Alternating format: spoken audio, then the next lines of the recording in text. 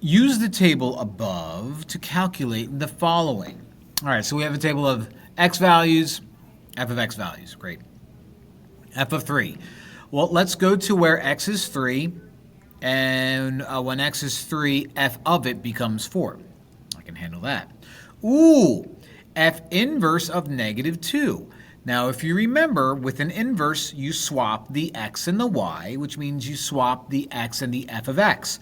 So in order to find out what f inverse of negative 2 is, you go to where f of x is negative 2 and go backwards. So the answer to that one is negative 3. Now let's take this guy, move it up here where I have a little bit more space, right? F, by the way, I already know what the answer is, but f of f inverse of 5, let's do the long way. In order to do f inverse of 5, because whenever we do composites, we want to do the inside first if we're evaluating.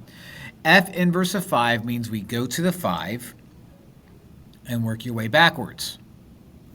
So that becomes f of 4, which means we go to 4 and work your way forwards to get 5 again. Now that makes sense because the f of whatever, inverse, is just going to equal exactly where you started. It's like they cancel each other out. Kind of dumb. And that's how you do it.